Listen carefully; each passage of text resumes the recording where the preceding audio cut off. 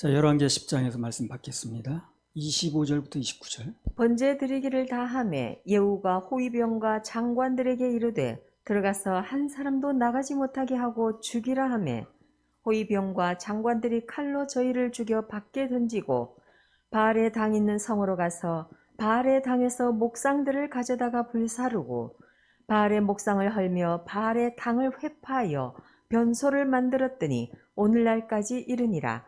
예후가 이와 같이 이스라엘 중에서 바알을 멸하였으나 이스라엘로 범죄케 한 느바세 아들 요로보암의 죄, 곧 베델과 단에 있는 금송아지를 섬기는 죄에서는 떠나지 아니하였더라.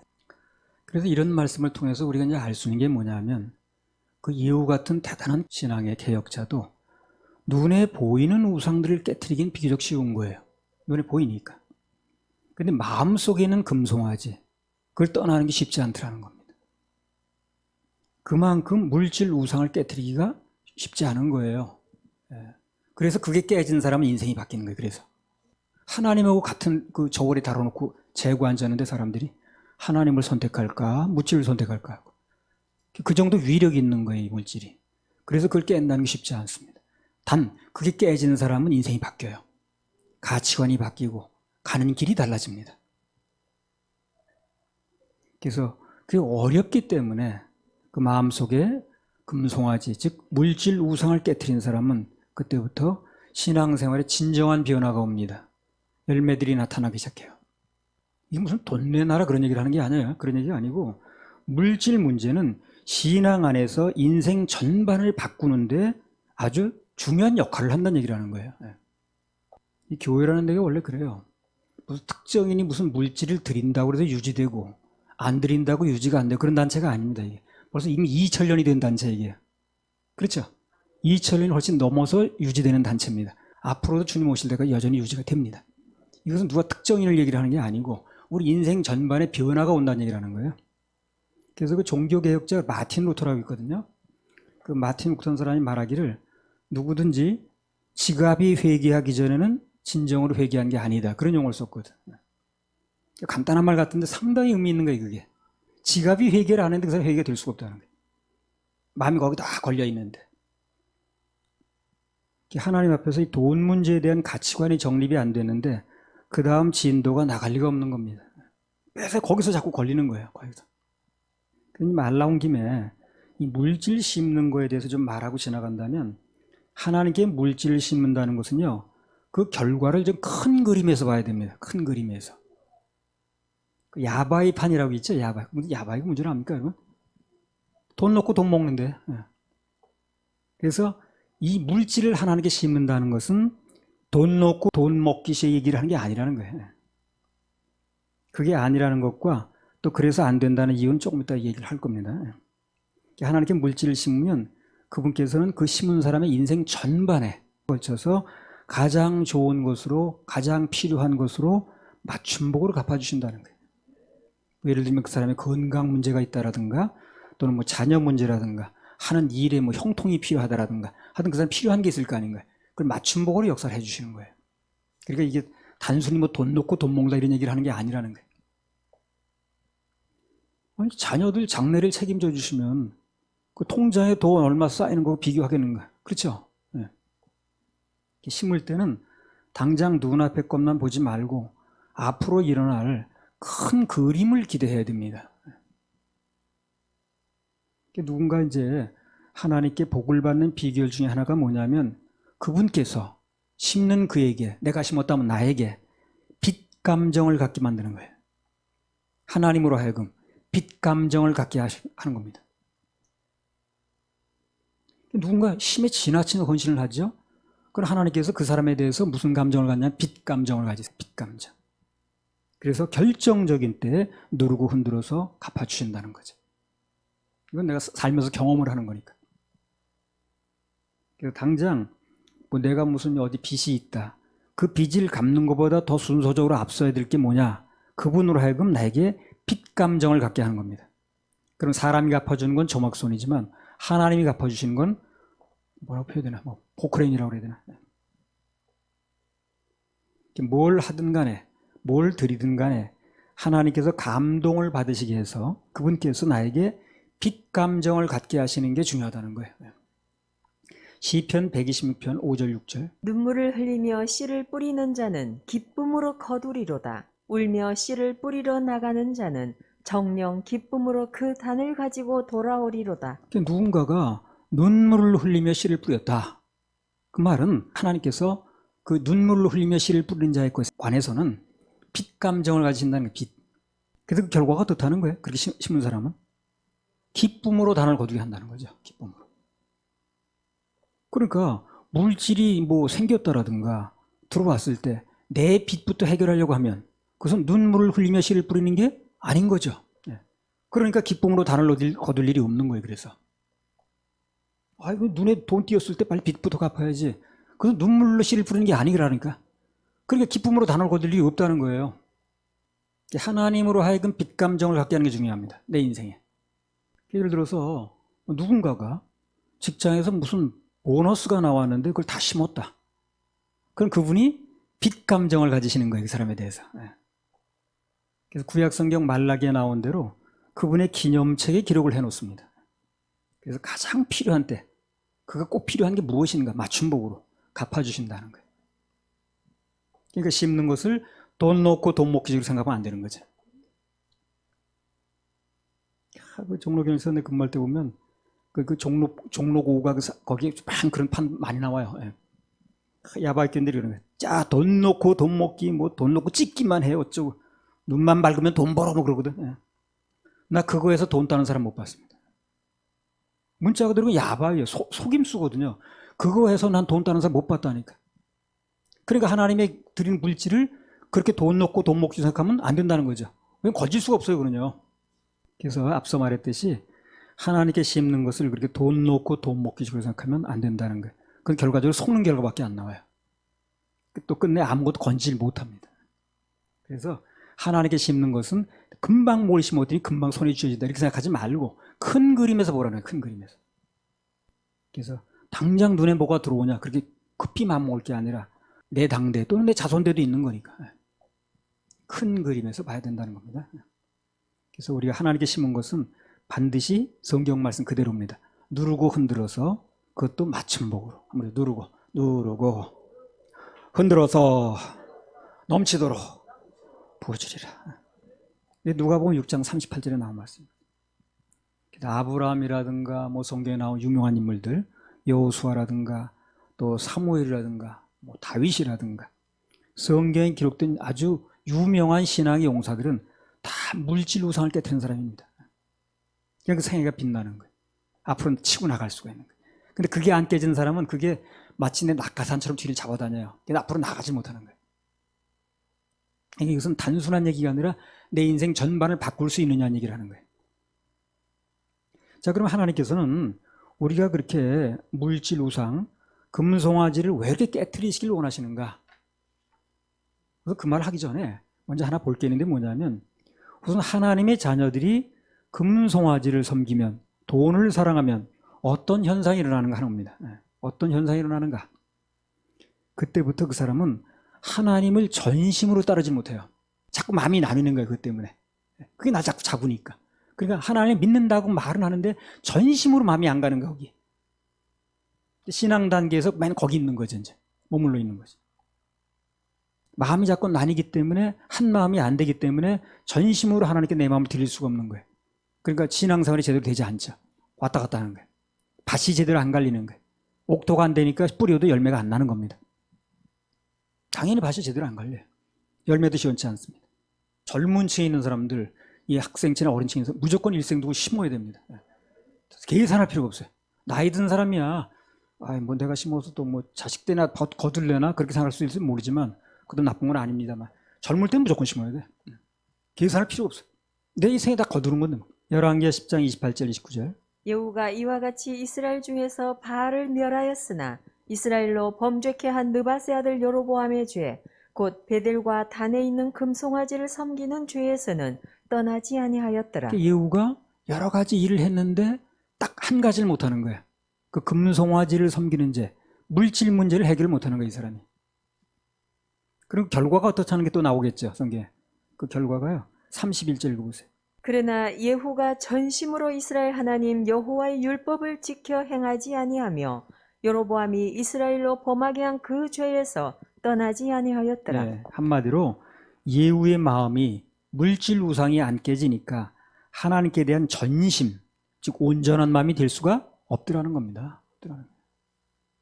그리고 하나님에 대해서 한 마음이 안 되니까, 전심이 안 되니까 맨날 어떻게 건넘는 거죠. 건넘는 거죠. 이제 그런 사람들 보면 신앙이 맨날 건넘어요. 액세서리야 신앙이. 그죠? 있으면 좋고 없으면 많은 거지 뭐.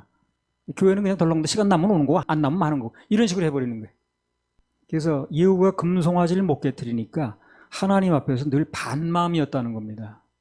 한 마음이 아니고 양다리를 거치는 거예요. 한쪽은 하나님, 한쪽은 물질 이렇게 되는 거죠. 그 양다리를 걸치 계속 벌어지면 어떻게 되는 거야? 예. 반마음이라는 게 원래 그래요. 반말보다 더 기분이 나쁜 거예요. 그게. 누군가가 나한테 마음을 하나를 주질 않아. 나하고 한 마음이 돼야 될 위치인데 그러면 그게 반말보다 기분이 더 나쁘다는 거예요. 여러분 누가 뭐 예를 들어서 뭐 사귄다 내가 누구하고 근데 이상히 마음을 하나로 안 주는 거야 나한테. 양다리 걸쳐 기분 되게 나쁘죠. 반말보다 기분이 더 나쁜 거거든. 하나님 앞에 우리가 한 마음이 안 되면 그분에게 굉장히 기분 나쁜 일이 되는 거예요. 그럼 그분에게 우리는 복을 받겠다는 건데 그분을 그렇게 기분 나쁘게 하니까 될 리가 없는 거예요. 거기서 모든 게 막히고 있는 거예요 지금. 그래서 반마음은 절대 하나님 앞에서 가져서는 안 되는 마음인데 그 마음이 물질 때문에 반마음이 된다는 거예요. 마태복음 6장 24절. 한 사람이 두 주인을 섬기지 못할 것이니 혹 이를 미워하며 저를 사랑하거나 혹 이를 중히 여기며 저를 경히 여김이라. 너희가 하나님과 재물을 겸하여 섬기지 못하느니라. 네, 그래서 이 말씀대로라면 한쪽을 사랑하면 그러면 한쪽은 안 사랑한다 그런 얘기가 아닌가 이게. 네, 그런 정도가 아니고 미워한다고 그랬죠. 그러니까 한쪽을 사랑하면 한쪽은 안 사랑하는 그런 차원의 얘기가 아니라 또 한쪽은 미워하는 결과가 되어버리는 미워하는. 그리고 하나님께 누군가 당신께 한 마음을 드리지 않으면 그럼 그 사람은 당신을 미워하는 걸로 간주하신다는 거예요. 그냥 나한테 마음 안 줘 이런 차원이 아니라 배신당한 걸로 생각하는 거지. 하나님 백성이 주님 외에 다른 것들도 사랑하면 그냥 단순히 주님을 안 사랑한다 이런 차원이 아니고 당신을 미워하는 거라고 해석을 한다는 거예요. 그분에게 복을 받겠다고 하는 사람들이, 그분이 내 인생을 인도해 주길 바라는 사람들이, 그분께 기도해서 뭔가 응답받겠다는 사람들이 그분을 미워하니 뭐가 되겠냐는 거예요. 그렇죠? 네. 우리도 복을 받고 잘 살려면 오직 예수, 오직 주님, 한 마음이 중요합니다. 네. 그래서 그 한 마음이 된 바탕 위에서 뭘 하든 해야 된다는 거예요. 그래야 앞으로 나갈 수 있다는 겁니다. 다시 오직 예수, 오직 예수, 오직 주님. 네. 자, 고린도전서 7장 32절부터 35절. 너희가 염려 없기를 원하노라. 장가가지 않은 자는 주의 일을 염려하여 어찌하여야 주를 기쁘시게 할꼬 하되 장가간 자는 세상 일을 염려하여 어찌하여야 아내를 기쁘게 할꼬 하여 마음이 나누이며 시집가지 않은 자와 처녀는 주의 일을 염려하여 몸과 영을 다 거룩하게 하려 하되 시집간 자는 세상 일을 염려하여 어찌하여야 남편을 기쁘게 할꼬 하느니라. 내가 이것을 말함은 너희의 유익을 위함이요 너희에게 올무를 놓으려 함이 아니니 오직 너희로 하여금 이치에 합하게 하여 분요함이 없이 주를 섬기게 하려 함이라.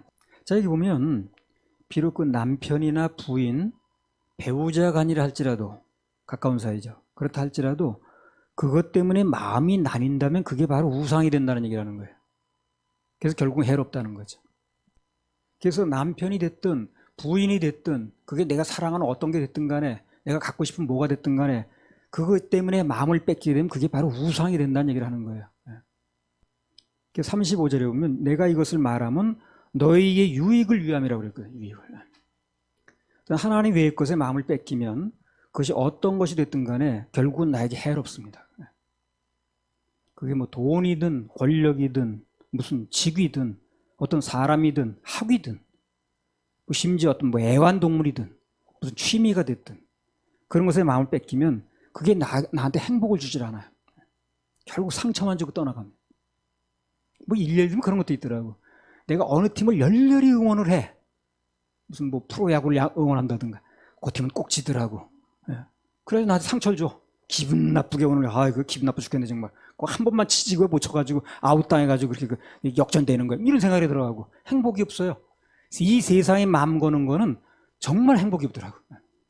디모데후서 3장에 보면 말세가 되면 사람들이 하나님 대신에 자기를 놓고 사랑한다고 그랬어요. 자기가 하나님이야 그러니까. 하나님 자리에 자기를 놓는 거예요. 그리고 이웃 사랑하라고 했더니 이웃 자리에다가 돈을 놓는다는 거죠. 근데 분명한 것은 나 자신이 특히 돈이 나를 구원해 주지 않는다는 겁니다. 자기가 자기를 구원해 줄 것 같으면 돈이 나를 구원해 줄 것 같으면 사람들이 왜 고통을 받겠어요? 안 되니까 고통받는 거 아니에요? 안 되니까. 히브리서 13장 5절. 돈을 사랑치 말고 있는 바를 족한 줄로 알라. 그가 친히 말씀하시기를 내가 과연 너희를 버리지 아니하고 과연 너희를 떠나지 아니하리라 하셨느니라. 과연 너희를 버리지 아니하고 과연 너희를 떠나지 아니하리라. 우리를 끝까지 책임지실 분은 예수님밖에 없다는 거죠. 그것만 알아도 세상에서 가장 확실하고 분명한 지식을 습득한 겁니다. 그 사람이. 그것만 알아도. 오직 예수, 오직 예수, 오직 하나님, 오직 성령님. 신명기 6장 5절. 너는 마음을 다하고 성품을 다하고 힘을 다하여 내 하나님 여호와를 사랑하라. 한 마음이 안 되면 언젠가 그 중심이 드러날 수밖에 없는 일이 벌어집니다. 구약성경 사무엘상 28장에 보면 사울이 평소에 하나님을 뭐 찾는다고 그러고 어쩌다 뭐 예배도 드리고 하나님을 꽤 찾았습니다. 그 사람도. 제사도 드린다고 하고. 근데 마지막 궁지에 몰리니까 그 사람 마음속에 뭐가 나왔냐면 자기를 위해서는 뭐라도 하겠다는 마음이 나온 거예요. 그래서 무당을 찾아가는 거예요. 무당이 됐든 뭐가 됐든 내가 살기 위해서는 해봐야겠다는 거거든. 중심이 자기였죠. 그러니까. 하나님 중심이 아니었다는 거예요. 막판에 몰리면 그 마음 깊숙한 곳의 것이 나오게 돼 있습니다. 중심이 자기였다는 거지. 그래서 자기가 살려다 보니까 무당이를 찾아가야 되는 거예요. 그래서 그 무당의 사술에 의해서 죽은 사무엘이 이제 나타났죠. 사무엘을 가장한 귀신이. 그 다음날 있을 일을 전부 얘기를 해줬거든. 근데 사울의 운명을 못 바꿨다고 그랬습니다. 우리의 운명을 바꿀 수 있는 분은 오직 예수님밖에 없어요. 누구든 막판에 몰려서도 오직 예수 하려면 평소에 부지런히 중심 바꾸기 훈련을 해야 됩니다. 그래야만 결정적인 순간에 오직 예수가 나올 수가 있어요. 안 그러면 그냥 평소에는 그렇게 말하다가도 중심이 거기 아니기 때문에 자기 중심에 있는 게 나와버리는 거예요.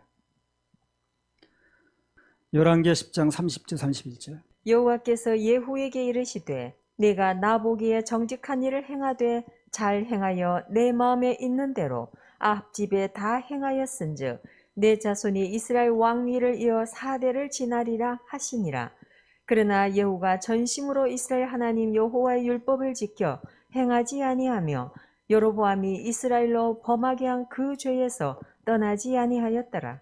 여기 보면 하나님께서 예후의 중심이 어찌하든 간에 온전하든 그렇지 않든 간에 아무튼 간에 일단 하나님을 위해서 헌신한 건 맞아요. 그렇죠? 그거에 대해서는 갚아주시는 거예요. 이런 것도 우리가 눈여겨봐야 돼. 완전히 100% 중심까지 바뀌어서 하는 것은 더 말할 것도 없겠지만 그러나 그렇지 않다 할지라도 그가 한 일까지 다 무효로 되는 건 아니에요. 한 것만큼은 또 갚아주십니다. 그분은 갚아주는 걸 굉장히 좋아하세요. 그것도 아주 갚아주시는데 후하게. 하나님 예후의 뒤를 이어서 그 자손들이 자그만치 4대나 왕이 된다 이렇게 해줘요. 4대. 그럼 많이 갚아주신 거 아닌가요? 4대나 왕을 해준다는데 대통령으로 말하면 4대가 내리 대통령이 됐다는 건데 예후가 전심을 하나님 섬긴 것도 아닌데 그래서 하나님의 큰 성품 중에 하나가 뭐냐면 보상하시는 성품이 있어요. 그분은 반드시 보상하십니다. 상 주시는 이심을 믿어야 할지니라. 그것만 분명히 알아도 그때부터 신앙생활의 많은 부분이 달라집니다. 그분은 내게 상 주시는 분이야. 내 인생에 갚아주시는 분이야. 나한테 뭘 뺏어가는 분이 아니라 이 마음만 바뀌어도 신앙이 달라져요. 대부분 그 하나님이 날 뭐 뺏어가는 거야. 내 인생에서 뭐 시간 뺏어가고 돈 뺏어 이렇게 생각하는 게 안 되는 거예요. 그게 절대 그렇지 않습니다. 하나님께 영원의 시간을 다 가진 분이 우리 시간 뺏어서 뭐 하는데 온 천하 그분 건데 우리 호주머니 거 가지면 뭐 하는데 그게 필요한 게 아니에요. 그분은요. 우리 마음이 중요한 거예요. 마음이. 그래서 갚아주시려고. 그렇게 오해하면 안 됩니다. 하나님 나한테 뭘 가져가시려는 분 이렇게 생각하면 안 됩니다. 히브리서 11장 6절. 믿음이 없이는 기쁘시게 못하나니 하나님께 나아가는 자는 반드시 그가 계신 것과 또한 그가 자기를 찾는 자들에게 상 주시는 이심을 믿어야 할지니라. 그러니까 그분은 우리가 뭘 잘못하나 하루 종일 이건 뭘 잘못하지? 그 찾아가지고 벌 주시려고 하는 분이 아니라는 거예요. 하루 온종일 그래 뭘 잘못하나 보자. 그래서 하나 잘못하면 바로 그거야. 그래가지고 뭐 잘못을 지적하고 벌 주는 분이 아니라는 거예요. 뭐라도 하나 잘하면 그 중에 하나만 잘해도 그걸 가지고 칭찬하고 상 주시는 분입니다. 그 예후가 그렇게 중심을 다 드린 게 아닌데도 그 잘한 것도 있잖아요. 그걸 상을 주겠다는 거예요. 그 4대를 왕을 시킨다고 그러잖아요. 우리도 하나님 안에서 신앙생활 제대로 하려면 그분은 어찌하든 상 주시는 이심을 믿어야 된다는 겁니다. 대상지향적인 사람이 돼야 됩니다. 대상. 신앙도 제대로 하는 사람 보면 상을 받으려고 그래. 사람 말고 하나님께. 근데 안 되는 사람은 상은 상이야. 그냥 그럭저럭 지내면 되는 거지. 그런 사람은 아무 발전이 없더라고. 세상에서도 뭐 회사도 그렇잖아요. 뭔가 목표를 가지고 바라보는 사람 열심히 하겠죠. 빗나가지 않고. 그냥 그럭저럭 살다가 마치는 거예요. 그런 사람 막 하는 거예요. 내가 만약 남보다 더 수고를 한다. 뭐 예를 들면 교회에서. 그럼 나중에 그에 대해 상을 더 주시면 되는 거 아닌가? 그렇죠? 예. 뭐가 잘 안 되는 사람은 상에 대한 관념이 희박해. 그러니까 매살 시험 드는 거예요. 이제 조금만 일이 일어나면 시험 드는 거예요. 마태복음 10장 42절. 또 누구든지 제자의 이름으로 이 소자 중 하나에게 냉수 한 그릇이라도 주는 자는 내가 진실로 너희에게 이르노니 그 사람이 결단코 상을 잃지 아니하리라 하시니라. 예. 여기 보면 주님 안에서는 심지어 냉수 한 그릇, 물 한 그릇 준 것까지 기록이 된다는 거예요. 갚아주신다는 거예요. 나는 몰라도 그분이 기억하신다는 거예요. 근데 하나님이 기록하신다는 거예요. 하나님. 그래서 갚아주신다는 거예요. 그분의 컴퓨터에. 그래 신경 쓸 필요가 없는 거죠. 말라기 3장 16절 17절. 그때에 여호와를 경외하는 자들이 피차에 말하매 여호와께서 그것을 분명히 들으시고 여호와를 경외하는 자와 그 이름을 존중히 생각하는 자를 위하여 여호와 앞에 있는 기념책에 기록하셨느니라.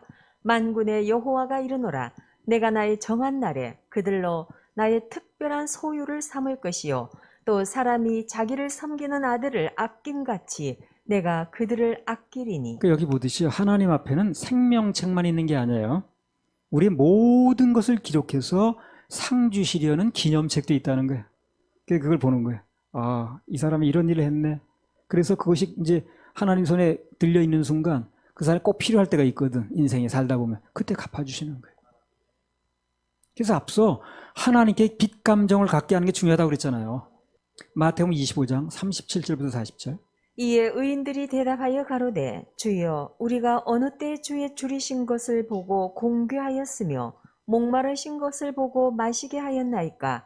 어느 때 나그네 되신 것을 보고 영접하였으며 벗으신 것을 보고 옷 입혔나이까. 어느 때에 병드신 것이나 옥에 갇히신 것을 보고 가서 배웠나이까 하리니. 임금이 대답하여 가라사대 내가 진실로 너희에게 이르노니 너희가 여기 내 형제 중에 지극히 작은 자 하나에게 한 것이 곧 내게 한 것이니라 하시고. 임금을 누굴 말합니까? 임금은 하나님을 의미합니다. 하나님 말고 임금이 어디 있어요?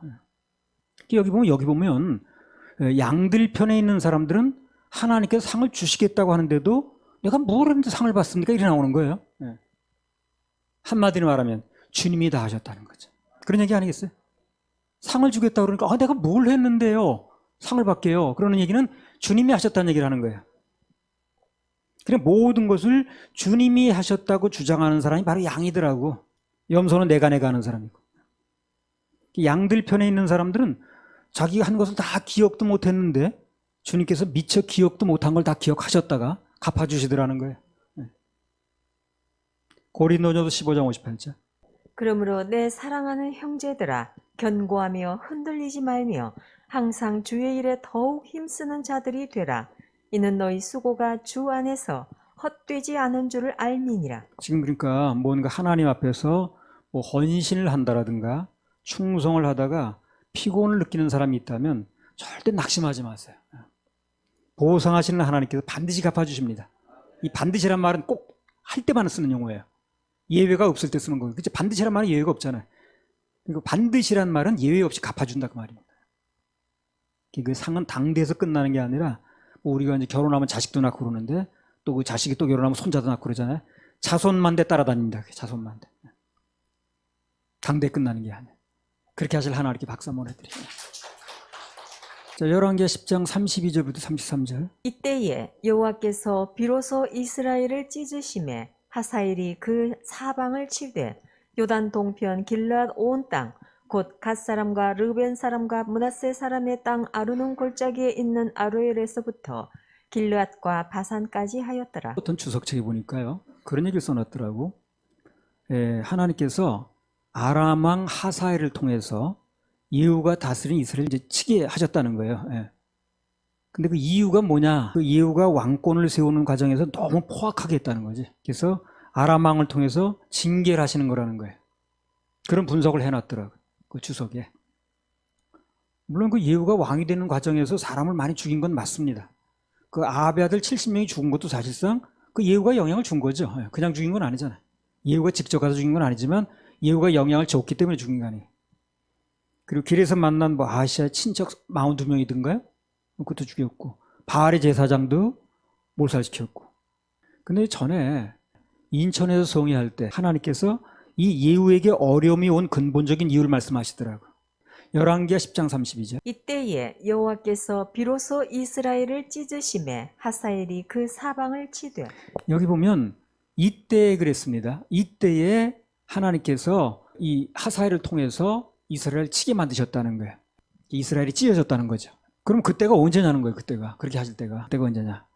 그때는 앞구절 열왕기하 10장 31절의 때입니다. 한번 읽어보세요. 열왕기하 10장 31절. 그러나 예후가 전심으로 이스라엘 하나님 여호와의 율법을 지켜 행하지 아니하며 여로보암이 이스라엘로 범하게 한 그 죄에서 떠나지 아니하였더라. 네, 한마디로 말하면 예후가 전심으로 하나님만 섬기지 않고 마음이 나뉘니까, 그렇죠?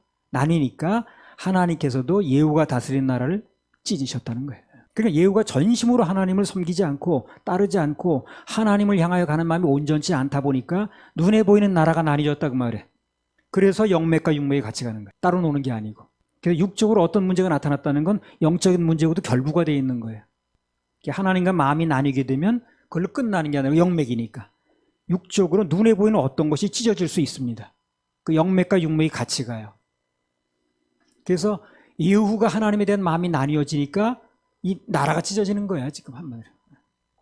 사무엘상 15장 24절부터 28절. 사울이 사무엘에게 이르되 내가 범죄하였나이다. 내가 여호와의 명령과 당신의 말씀을 어긴 것은 내가 백성을 두려워하여 그 말을 청종하였음이니이다. 청하오니 지금 내 죄를 사하고 나와 함께 돌아가서 나로 여호와께 경배하게 하소서.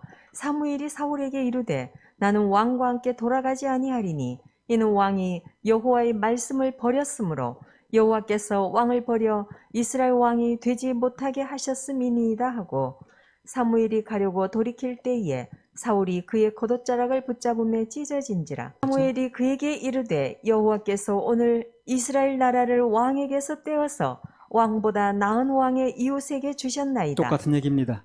하나님께 향하는 사울의 마음이 온전치 못한 거예요. 나뉘어져 있는 거예요. 나뉘어져 있는 거예요. 그래 곧 이어서 어떻게 됐어요? 나라가 나뉘어지잖아요. 똑같은 거예요. 영맥과 육맥이 같이 가는 거예요. 그래서 사울의 마음이 하나님을 향하여 온전치 못하고 나뉘니까 27절에 보면 옷이 찢어졌어요. 근데 28절에 보니까 옷이 찢어진 해석을 나라가 찢어질 정도라고 해석이 나오는 거예요. 누군가 하나님께 온 마음을 들이지 않고 반마음, 즉 마음이 나뉘게 되면 그것은 결국 육적으로도 뭔가 나뉘게 됩니다. 내가 영적으로 하나님께 마음을 하나로 안 드리는 걸 끝나는 게 아니라니까요. 내 마음이 하나님께 드리는 마음이 나뉘게 되면 나도 뭔가 좀 있으면 뭐가 내게 있는 게 나뉘어지게 돼요. 영맥과 육맥이 따로 간다, 같이 간다. 같이 간다니까요. 돈의 마음이 뺏기면 어떻게 될까요? 돈과 나뉘는 거예요. 그 사람은 부자 될 일이 없겠지. 왜? 돈이 자꾸 나뉘는데. 자식이나 또는 뭐 부부나 이성간이나 어떤 게 있든가 여친이든 남친이든 거기다 마음을 뺏기면 그 사람과 나뉜다니까요. 그럼 같이 살고 싶으면 거기다 마음을 뺏기면 안 되는 거예요. 그래서 하나님 외의 것에 마음을 뺏기게 되면 그 마음 뺏긴 대상이 뭔지 그것과 이별을 하게 됩니다. 돈에 마음이 뺏기면 돈과 이별하는 거예요. 그래서 그 사람은 돈과 이별하는 게 돈 벌 일이 없는 거예요. 돈과 이별하니 돈이 안 모이고 사랑과 이별하니 가슴만 아픈 거죠. 하나님보다 돈 따라가면 돈은 점점 멀리 떠납니다. 돈은 따라가서 잡는 게 아니에요. 돈이 나한테 와야지. 같은 맥락에서 뭐 하나님보다 배우자를 더 사랑한다라든가 여친을 더 사랑한다라든가 남친을 더 사랑한다라든가 거기다 마음을 뺏긴다. 헤어지는 겁니다. 결국에. 거기다 마음 뺏기면 안 되는 거예요. 같이 있고 싶으면 뺏기면 안 되는 거기다. 하나님께 마음을 드리면 그쪽 마음도 이쪽 마음도 뭉치게 해주세요. 같이 있게 만들죠. 하나님보다 뭐 예를 들어서 자식이나 뭐 나이 먹으면 손자가 생긴 손자를 더 사랑하면 그와도 역시 헤어진다고 보면 돼요. 거기다 마음을 더 뺏기면 하나님께서는 헤어지게 만듭니다. 사랑을 하나님 뺏기지 않는 거예요. 그래서 하나님이 강자이기 때문에 사랑을 뺏기지 않기 때문에 그 대상이 무엇이니 그것과 헤어지게 되는 거예요. 직접 경험해 보려고 하실 필요가 없어요. 가슴 아프게. 틀림없는 거니까. 하나님보다 이 일을 누가 더 따라가죠. 이 일에다 목숨 걸고 그냥 막 거기다. 그 일은 점점 내 손을 떠납니다. 그리고 하나님의 도우심이 없으니까 그 일이 점점 힘들어지는 거예요. 늘 말하듯이 오직 하나님만 바라보고 그분만 기쁘시게 해드리면서 사는 게 가장 잘하는 거예요. 그게. 잘하는 거예요. 교회는 가장 좋은 길을 제시하는 거예요. 가장 행복해질 수 있는 길을 제시해 주는 거예요. 쓰라린 이별을 안 당하고도 가장 행복한 인생을 살 수 있는 참된 비결이 거기다 마음을 뺏기지 않는 것입니다. 하나님께 마음을 드리는 거예요. 그럼 그분이 내 마음을 받으시고 내 대상이 누군지 그게 돈인지 뭔지든 그걸 나한테 붙여주시는 거예요. 사람도 이별 안 하게 해주시는 거예요.